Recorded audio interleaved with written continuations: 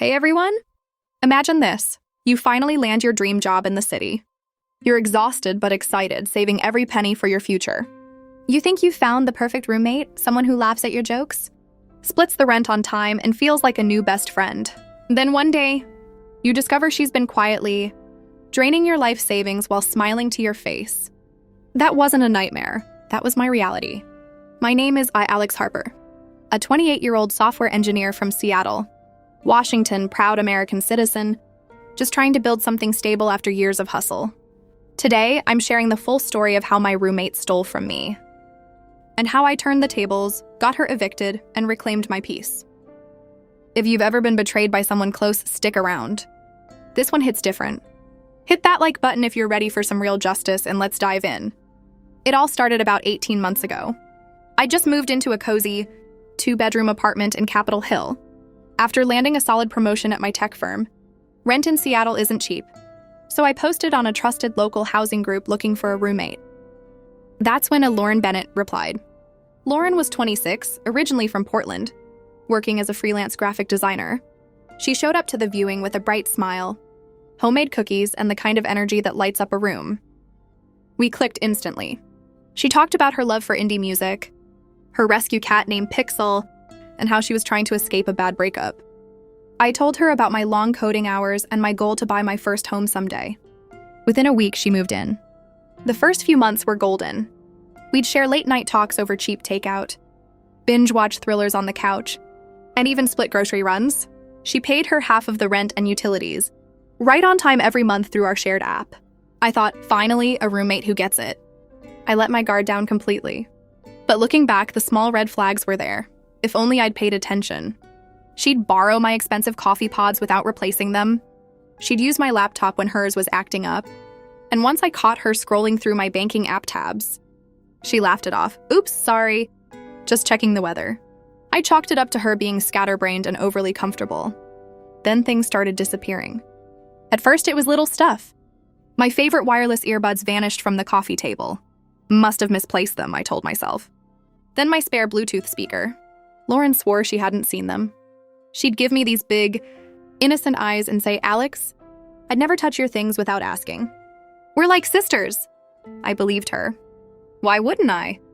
We were splitting life together. But the real gut punch came around month 6.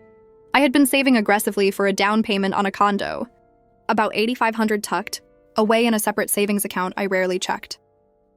One Friday evening, after a brutal week of deadlines, I logged in to transfer some money, and my stomach dropped. The balance was $312, just $312 left from thousands. My hands started shaking. I refreshed the page. No, this couldn't be right. I called the bank immediately. They confirmed multiple small transfers and one larger withdrawal over the past 2 months, all to a payment app linked to an account in Lauren's name. She had somehow gotten access to my login details, probably from using my laptop, and had been siphoning money bit by bit, like a slow leak I never noticed. The betrayal hit me like a wave. I sat on the floor of my room, staring at the screen, tears burning in my eyes. This wasn't just money. This was my future, my security, my independence. All those extra hours coding, skipping vacations, eating ramen to save up, gone. Stolen by the person I trusted most in my daily life. I confronted her that same night. She came home late, humming to herself, Pixel trailing behind. When I showed her the bank statement, her face went pale for a split second. Then she switched to defensive mode. Alex, I was going to tell you. I had an emergency with my family back home. Medical bills. I was desperate. I only borrowed a little, and I swear I'll pay it all back with interest. Borrowed? My voice cracked with a mix of anger and hurt. You didn't ask. You didn't tell me. You took it without permission, like it was nothing. She started crying, big dramatic sobs. Please don't make this a big deal. We're friends. I was scared you'd say no. I'll get a real job, anything. Just give me time. I wanted to believe her again. The emotional manipulation was strong. She knew exactly how to pull at my heartstrings. But that night, after she went to bed, I couldn't sleep. I felt violated in my own home. Every laugh we'd shared now felt tainted. Every sister moment was a lie. The next few days were torture. Lauren avoided me, leaving early and coming back late. She left passive-aggressive notes on the fridge. Hope we can move past this. Meanwhile, I was spiraling. I double-checked everything. My jewelry box was lighter too. Some silver pieces my grandma had given me were missing. Small cash from my drawer. Even groceries I'd bought were vanishing faster than usual. I felt paranoid in my own apartment. I'd come home and check if anything else was gone. The trust was shattered. Anger turned into cold determination. I wasn't going to let this slide. This was theft, plain and simple. And in our shared lease, there were rules. I started documenting everything quietly. I took screenshots of the bank transfers. I noted dates when items went missing. I even installed a cheap legal security camera in the common area. Washington state laws are strict on recording, so I made sure everything was above board, one-party consent for audio. In shared spaces where I was present, but I mostly used video for visuals. Lauren noticed the camera and flipped. "What is this? You don't trust me anymore? After everything? After you stole from me?" I shot back, my voice steady but my heart pounding. "This is my home too, Lauren. I need to protect what's left." She stormed off, slamming her door. The tension in the apartment became thick enough to choke on. Friends I confided in urged me to call the police, but I knew small-amount theft cases often drag on with little result, and I didn't want the drama of a criminal report right away. I wanted her out cleanly, legally, and fast. That's when I turned to the lease agreement we'd both signed. It had a clear clause. Any illegal activity, including theft or repeated violations of house rules, could lead to eviction proceedings. Our landlord was a no-nonsense guy named Mr. Ramirez, who lived nearby and valued quiet, responsible tenants. I gathered my evidence folder, bank statements, photos of missing items with timestamps from my notes, and a detailed timeline. Then I sent a polite but firm email to the landlord explaining the situation, without exaggeration. I attached everything and requested a formal warning or lease violation notice. Mr. Ramirez responded within hours. He was shocked. "This is serious. I'll handle it." The next week, Lauren received an official notice from the landlord. A 10-day cure or quit notice, citing breach of lease due to theft and unauthorized access to personal finances property. She had to either repay the full amount and agree to new rules or vacate. She panicked. Tears again, but this time mixed with anger. "You're ruining my life, Alex. Where am I supposed to go? I thought we were better than this." I felt a pang of guilt. Empathy is my weakness, but then I remembered the empty savings account. The nights I cried wondering how I'd recover financially. "You ruined this first," I said quietly, my voice trembling with a mix of sadness and resolve. "I gave you a chance to make it right privately.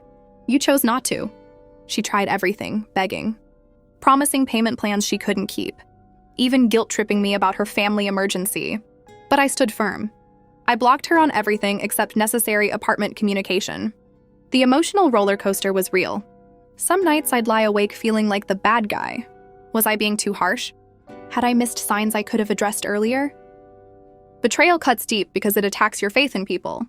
I journaled through it, talked to a therapist online, and reminded myself, protecting yourself isn't cruelty, it's self-respect. Lauren didn't repay or cure the violation. On day 11, Mr. Ramirez started formal eviction proceedings. In Washington, for-cause evictions move relatively quickly when documentation is solid. I provided more evidence when asked. Neighbors even mentioned seeing her selling small electronics online that matched descriptions of my missing items. The court date came faster than expected. Lauren showed up looking disheveled, trying to spin a story about misunderstandings between roommates.